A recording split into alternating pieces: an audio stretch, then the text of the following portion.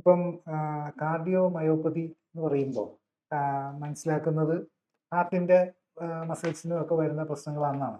പക്ഷേ ഇപ്പോഴത്തെ സ്റ്റഡീസൊക്കെ പറയുന്നത് ഈ ഹാർട്ടിൻ്റെ മസിൽസിൻ്റെ പ്രശ്നങ്ങളൊക്കെ ശരിക്കും പറഞ്ഞാൽ ബാക്കിയുള്ള ബോഡിയിലത്തെ പ്രോബ്ലംസുമായിട്ട് ബന്ധപ്പെട്ടാണ്. അപ്പോൾ ബോഡിയുടെ ബാക്കി ഭാഗങ്ങളിൽ കറക്ഷൻ ആവശ്യമുള്ളത് കൊണ്ടും കൂടെയാണ് ഈ പ്രോബ്ലംസ് ഇങ്ങനെ നിലനിൽക്കുന്നതെന്ന്.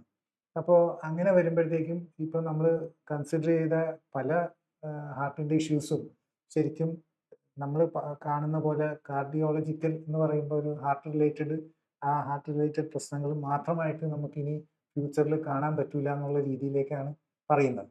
അപ്പം അങ്ങനത്തെ ഒരു സിറ്റുവേഷനിൽ പേഷ്യൻസ് ശരിക്കും എന്താണ് മനസ്സിലാക്കേണ്ടത്?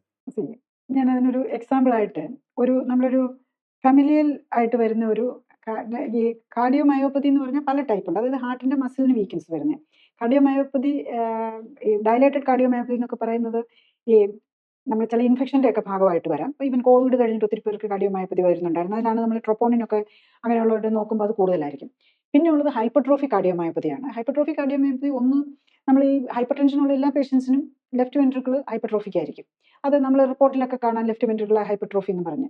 കാരണം അങ്ങനെയുള്ളവർക്ക് നമുക്ക് ഹാർട്ട് അറ്റാക്ക് വരാൻ സാധ്യത കൂടുതലാണ്. കാരണം ഹാർട്ടിന് കൂടുതൽ വർക്ക് ചെയ്യണം, കൂടുതൽ മസിലുണ്ട്, അപ്പോൾ കൂടുതൽ ബ്ലഡ് കിട്ടണം. അപ്പം അങ്ങനെയുള്ളപ്പം ബ്ലഡിൽ രക്തക്കുഴലിന് ബ്ലോക്ക് ആയിട്ടിരിക്കുകയാണെന്നുണ്ടെങ്കിൽ ആവശ്യത്തിന് ബ്ലഡ് അങ്ങോട്ട് ചെല്ലാതെ വരും. അപ്പോൾ അവർക്ക് ഹാർട്ട് അറ്റാക്ക് വരാനുള്ള സാധ്യത കൂടെ ഉണ്ട്.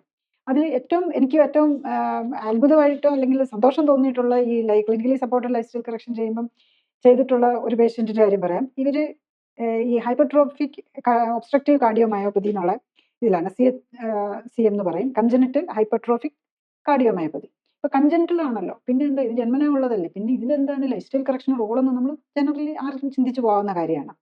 ഇതൊരു ലേഡിയാണ്, 159 സെന്റിമീറ്റർ പൊക്കം, 62 കിലോ ആണ് അവരുടെ തൂക്കം. ഒത്തിരി ഓവർ വെയിറ്റ് എന്നൊന്നും പറയാനില്ല. അപ്പം ഇവർക്ക് പിന്നെ വെരിക്കോസ് വെയിൻ ഉണ്ട്, കുറച്ച് ഇവരുടെ മെയിൻ പ്രോബ്ലം എന്താണെന്ന് വെച്ചാൽ ഇവർക്ക് കിടക്കാൻ പറ്റുന്നില്ല, ഉറങ്ങാൻ പറ്റുന്നില്ല. അപ്പോഴേക്കും ശ്വാസം മുട്ടൽ വരികയാണ്. ഉറങ്ങാൻ സാധിക്കാത്ത നിലയിൽ, അത്ര ഒരു സിവിയർ നിലയിലുള്ള ഒരു ഹാർട്ട് ഡിസീസ് പ്രോബ്ലത്തിലേക്ക് പോയി. അപ്പം ആകെ ഇനി ചെയ്യാനുള്ളത് ഒരു സർജറിയാണ്. ഹാർട്ടിന്റെ ഈ ഹൈപ്പർട്രോഫിക് ഹാർട്ട് മസിലാണല്ലോ, അതിങ്ങനെ ഈ വാൽവിലേക്ക് പോയി പുഷ് ചെയ്തിട്ട് ബ്ലഡിന് കറക്റ്റായിട്ട് ഫ്ലോ ചെയ്യാൻ പറ്റുന്നില്ല. അതുകൊണ്ടാണ് അവർക്ക് ഈ ബുദ്ധിമുട്ട് വരുന്നത്. അപ്പൊ ഇനി ആകെ സർജറിയേ ഉള്ളൂ. അപ്പൊ അവരെന്താണ് സർജറീസ് അതുകൊണ്ട് വലിയ ബെനിഫിറ്റ് ഇല്ല, എന്തോരം ബെനിഫിറ്റ് എന്ന് പറയാൻ പറ്റില്ല, അത് വെരി റിസ്കി സർജറിയാണെന്ന് പറഞ്ഞിട്ടുണ്ട് അവരുടെ അടുത്ത്. കൂടുതൽ അറിയാൻ ലിങ്ക് ക്ലിക്ക് ചെയ്യുക. കൂടുതൽ വീഡിയോകൾക്കായി സബ്സ്ക്രൈബ് ബട്ടൺ അമർത്തുക.